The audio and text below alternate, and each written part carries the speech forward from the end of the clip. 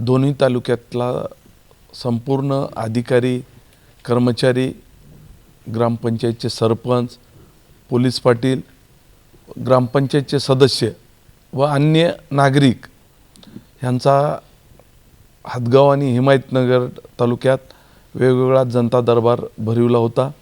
त्याचबरोबर त्या बैठकीत पाणी टंचाई, आमसभा असा संयुक्त कार्यक्रम होता।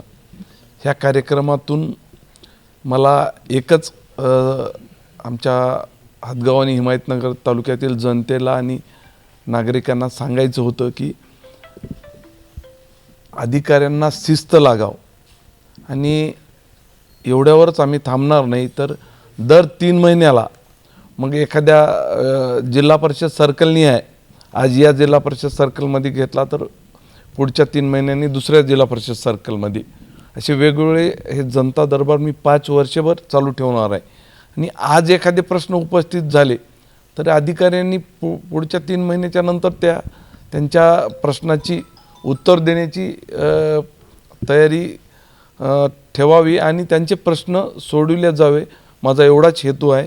आणि ह्याच्यासाठीच मी जनता दरबार संपूर्ण 5 वर्षसुद्धा घेणार आहे। निश्चितच त्याचीसुद्धा मी एक वेगवेगळी दोन्ही तालुक्यातली वेगवेगळी एक जीवन प्राधिकरणची बैठक लावणार आहे आणि त्यांच्या माध्यमातूनच सगळे अहवाल आल्याच्या नंतर निश्चितच संबंधितावर कार्यवाही करू।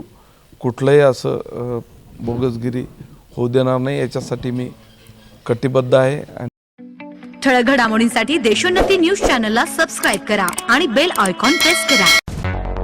मुंबई, पुणे, नागपूर, मराठवाडा असो का विदर्भ, राजकीय, सामाजिक, शैक्षणिक क्षेत्र असो का क्रीडा, सर्वच घडामोडीचे विश्लेषण पाहायला विसरू नका। फक्त देशोन्नती न्यूजवर।